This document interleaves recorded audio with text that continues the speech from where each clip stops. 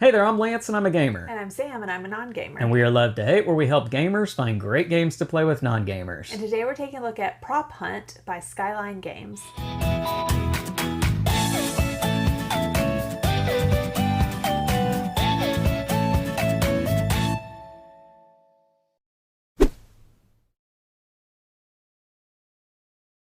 Prop Hunt is currently running on crowdfunding as we speak, and there are only a few days left before this campaign is over. We are told that there's going to be a late pledge option, but if you want to make sure to get in on this while the campaign is live, you need to check out the link down below in the description of this video after you watch it to check out that campaign page and get all the details. Now, this is Prop Hunt. And you may or may not be familiar with that terminology, prop hunt, but if you are, you know that that comes from video games. And it's a mod game that basically was created by fans, and essentially it's basically like hide and go seek. And now there is a board game version of this. And if you don't know what prop hunt is, you can get a good gist of it by what I just said, hide and go seek. Because essentially what's going to be happening in this game are you're going to have people that are hiding as props, such as a can of gas or a can of cola, a guitar, just random items. And there's going to be lots of those scattered throughout the board.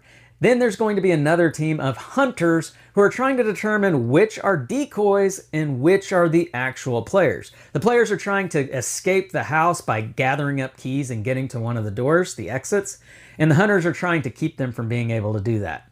Let's go down to the table. I'll show you how this one works, and then we'll come back and share our thoughts on Prop Hunt. All right, I have Prop Hunt on the table. Now, I do want to make sure you understand that everything you see here is prototype, so the final artwork components, maybe even some of the rules might change once it's released from crowdfunding.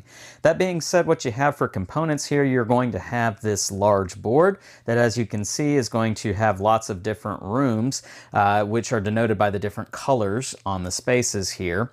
And you're also going to have lots of different objects out on the board.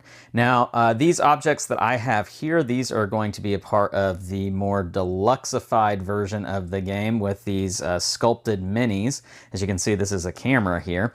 And there are lots of different models, different sculpts of minis. You can have a guitar, you can have a can of soda, lots of different things. And as you can see, there are multiples of the same one. Here are two cameras. And so you're going to have lots of these scattered out. And the number that you have is dependent upon the number of players in the game. But largely, these are just placed out at random. And it's going to be the player's discretion to figure out where they want to place things strategically. You're also going to have some hunters in the game, which are going to start on this hunter space. You have a man hunter. You have the lady hunter, you've got the granny with her cane, and you've got the dog. Now, each of these hunters comes with their own special ability. They're not created equal. They let you do different things. And you can check the campaign page to get all the details on that. This isn't going to be a full rules teach, just giving you an idea of how this game works. You do also have a pair of dice, a D6 and a D10, and you have some screens and boards for the different players. So this one here is going to be the screen that is used for the prop players, those who are hiding, and it gives you a quick reference guide to the rules and how to play the game.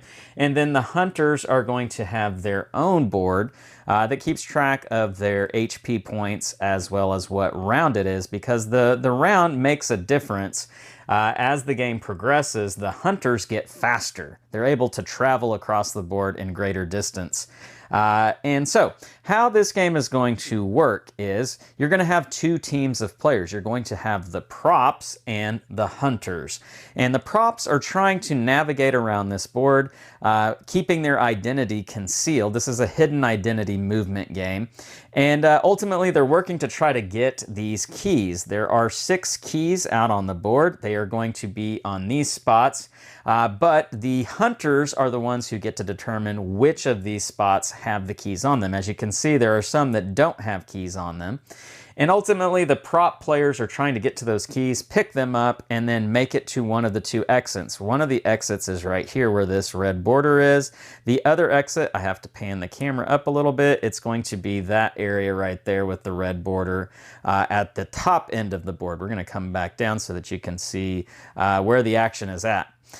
You also do have some cards in this game and a bag for all of the other props. Now, how this game is going to work, starting at the beginning of the game, you'll have the board all set up, and then the hunters are going to look away from the board. They're not going to look at the board as this part is done. The prop players will draw in the bag, and they will select more props that will be them that they will play as they play the game. So I'm just going to say that this is one that I drew out of the bag, this can of soda. And while the hunters aren't looking at the board, I will place this somewhere out on the board. So maybe I place it like right here. And hopefully they don't remember that there wasn't already a can of soda right in that particular part of the board. But that is me. I am this can of soda. And the other players, the other prop players would be doing the same thing at the same time. And then we would say, okay, we're ready to play. And the hunters would look back at the board.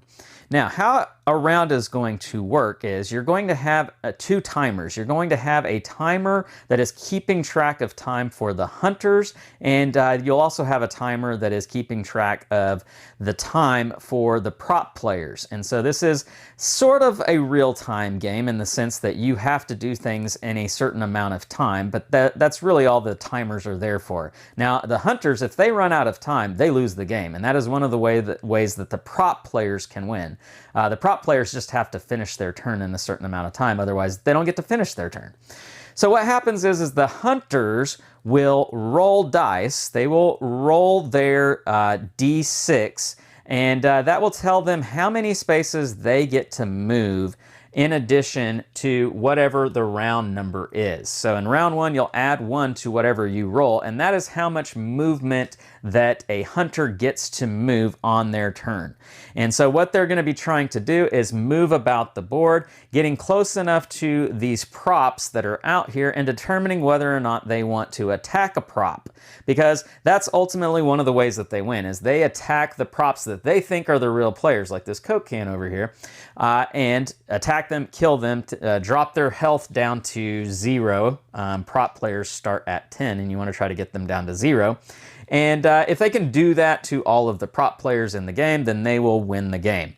Now, if they attack something that happens to be a decoy, not a prop player, then if they roll low enough, they will be the ones who take the damage. I think I mentioned earlier that they roll the D6. They actually roll the D10, the hunters do. And so they can do a maximum of 10 damage or a minimum of 1. But if they attack a decoy and they roll anything lower than 7, then they're actually going to be the ones that take the damage. And so one of the ways that the prop players can win, if they don't get the keys and just escape from the house, is they can win if all of the hunters get down to 0 health.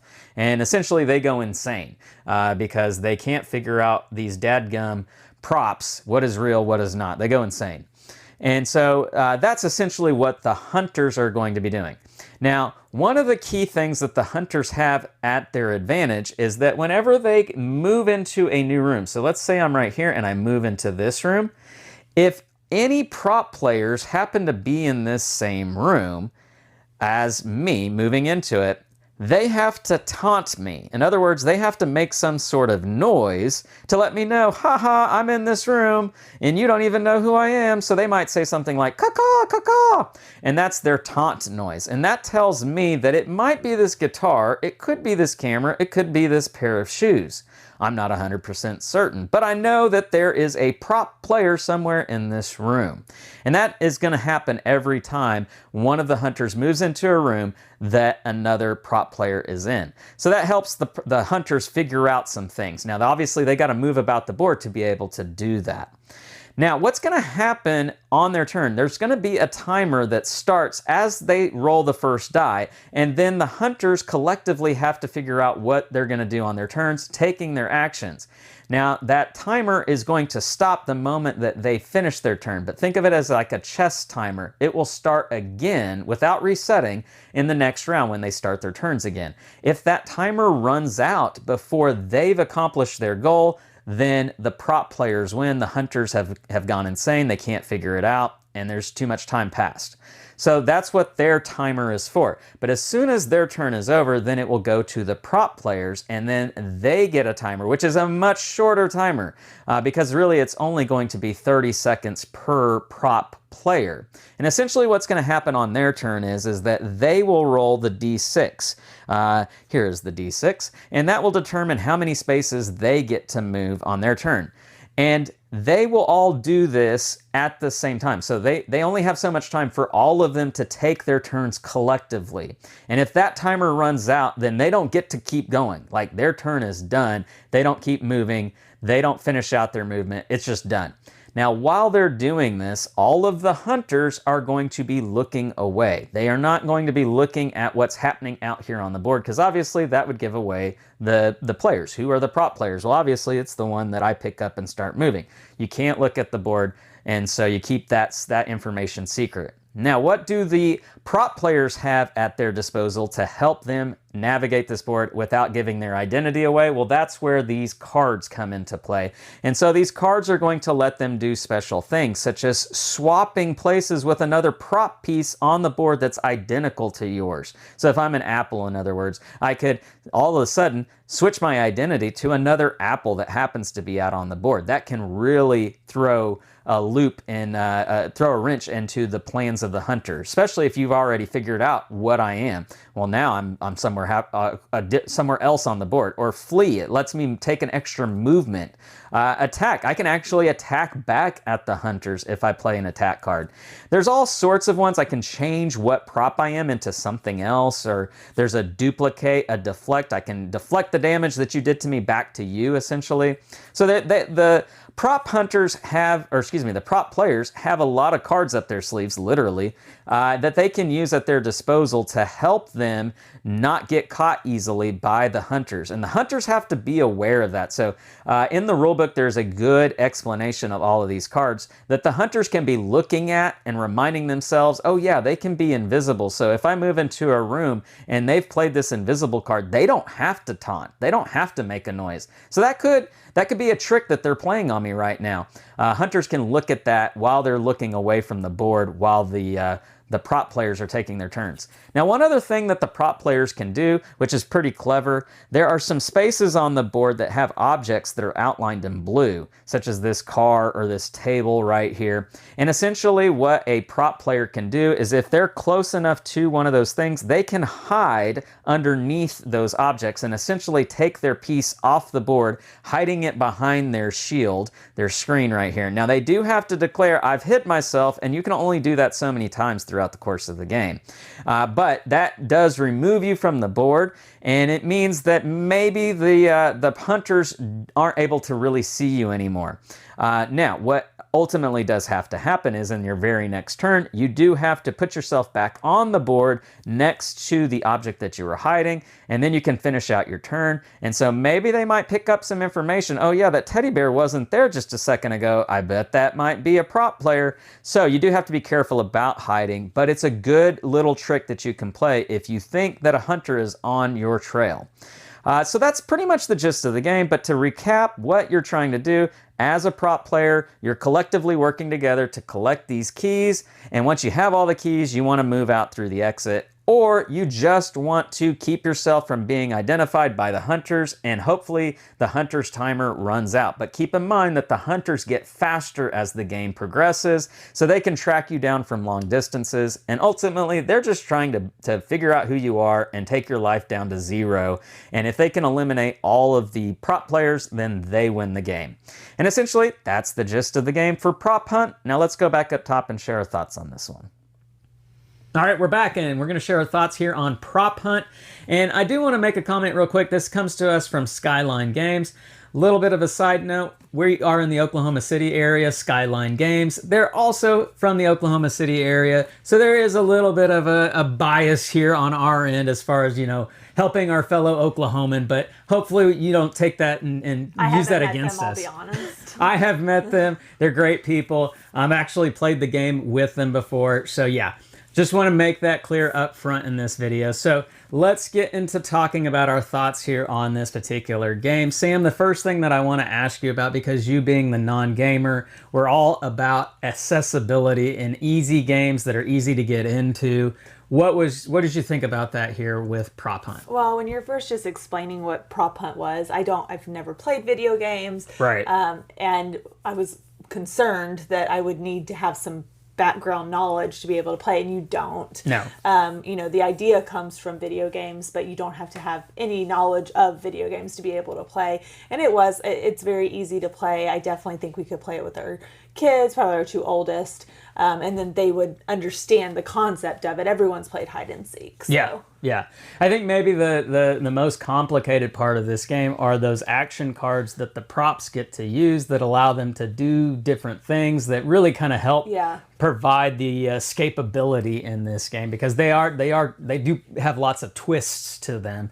And then maybe on the other end of that is that being one of the hunters, understanding what those cards allow the props to be able to do, such as duplicating themselves. You saw it in the rules portion of the video. That's the most complicated part of the game. Outside of that, it's very much hide and go seek, right? Like just trying to keep yourself still. Don't give it away, right? Like, and then move, and hide. And that's the idea with this game. Yeah. There are clever things that you can do with it that make for funny moments in this game where, you as a hunter, you think, oh yeah, that's definitely, that can of Coke was not there 3 seconds ago. So I absolutely know that that's a prop. And then as the props, you kind of get to play this like gaslighting, manipulating kind of psychological thing, like, are you sure? Because I think that can of Coke has been there the entire time. That's just a fun experience. I'm not good at that part. That's a fun experience of just trying to convince somebody that they don't know what they think they know.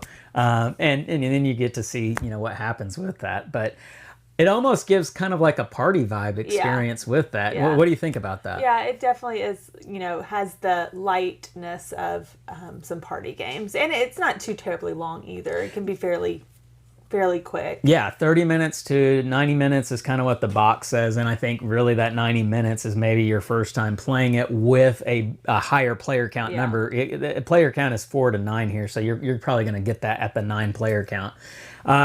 But that party social experience, right? Like people are talking, people are laughing, high energy. Yeah. That's what you're going to experience here with that, which as a non-gamer, what do you think about that? Yeah, absolutely. I agree with that. And I think it, adds to the wanting to play for a non-gamer. Yeah, I would agree with that. And it creates kind of a lasting memory of playing this. So lots to like here about this particular game. One you would recommend playing with non-gamers? Yeah, absolutely. I would agree with that as well. Again, this is Prop Hunt. It comes to us from Skyline Games, and it is running on crowdfunding for just a few more days. So if you're watching this video as we air it, make sure to click the link down below in the description of this video so that you can go check out that campaign page before it's all said and done.